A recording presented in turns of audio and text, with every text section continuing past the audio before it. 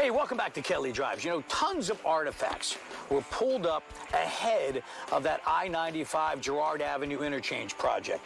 There's actually a museum of all the stuff they uncovered before they started building 95. You're gonna love it. Let's go.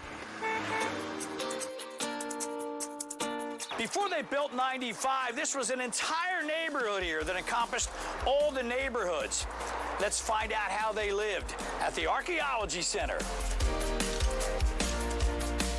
Take a look, the 95 Girard Avenue Interchange, which stretches from Allegheny Avenue all the way down to Ray Street.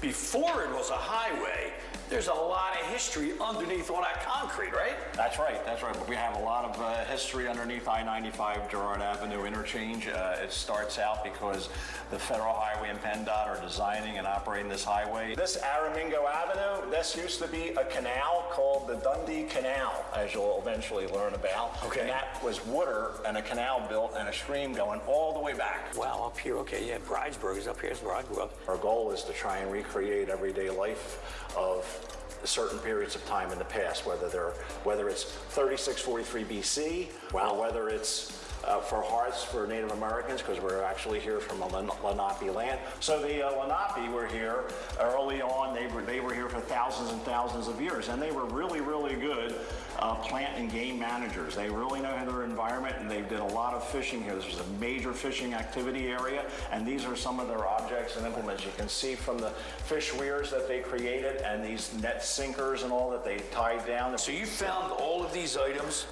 right here in the ground underneath 95? Right here, right, and as a matter of fact, right outside this building here, right off of Columbia Avenue, right outside the building.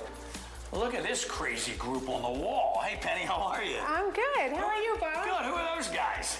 These are a bunch of workers at the Dyetville Glass Works. And what is this that you were able to dig up? These are the foundations right underneath the structure of the buildings for the glass works. Wow. So you guys and knew when we found the foundations, we found all kinds of stuff left over from glass making process. So everything that's out of those cases, Mary, all comes and begins back here. That's exactly right. It comes from the field to the lab, and then everything was very carefully organized in the field originally. So then when it comes in, every piece has to be numbered, and then they try to take the pieces together to make a complete object. Can I pick it up? Very carefully. Okay, be careful with it. Do you see how heavy it is? You break it, you bought it. Thank goodness that PennDOT and the state gave you the opportunity to go ahead and get all this stuff out of the ground before the cement trucks came rolling in, and we would never have any idea about it. It's so important. So we're able to really piece together the lives of the people who lived around the Delaware waterfront. So they threw everything down the toilet?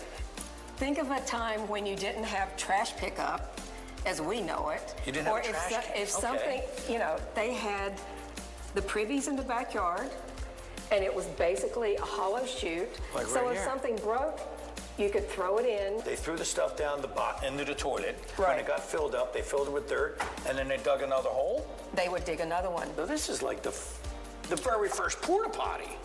It is like a porta potty, but it didn't move. It was in your backyard. Just think, the lower you go, the earlier the artifacts.